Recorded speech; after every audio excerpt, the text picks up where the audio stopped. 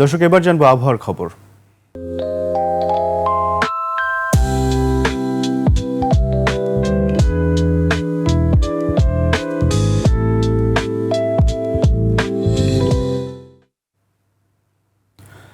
সহকর্মী ফারিহা নাজনীনের কাছ থেকে জানবো আজকের আবহাওয়ার খবর। ফারিহা, আজকের সর্বশেষ আবহাওয়ার কি পরিস্থিতি আছে জানাবেন আমাদের। ধন্যবাদ রাজিউর। দর্শক, আজ 1 আগস্ট 2025 তারিখে দেশের সর্বশেষ আবহাওয়া তথ্য থেকে আমরা দেখতে পাচ্ছি ঢাকা, ময়মনসিংহ, সিলেট, চট্টগ্রাম, খুলনা ও বরিশালের অধিকাংশ জায়গায় এবং রংপুর ও রাজশাহীর 2-1 জায়গায় অস্থায়ীভাবে দমকা হাওয়া সহ হালকা থেকে মাঝারি বৃষ্টিপাত অথবা বজ্রসহ বৃষ্টিপাত হতে পারে। সেই সাথে দেশের কোনো কোনো জায়গায় মাঝারি থেকে ভারী বর্ষণ হওয়ার সম্ভাবনা রয়েছে।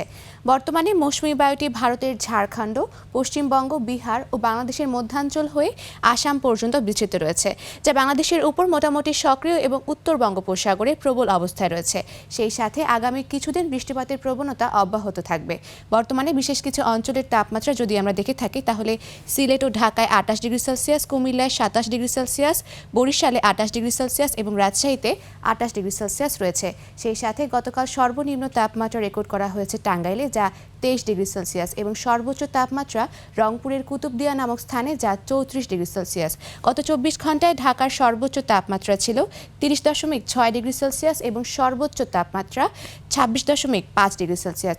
সেই সাথে আজ ঢাকার আকাশ আংশিক মেঘলা থেকে মেঘাচ্ছন্ন থাকবে এবং দক্ষিণ অথবা দক্ষিণ পূর্ব দিক থেকে ঘন্টায় 10 থেকে 15 কিলোমিটার বেগে বাতাস প্রবাহিত হতে পারে।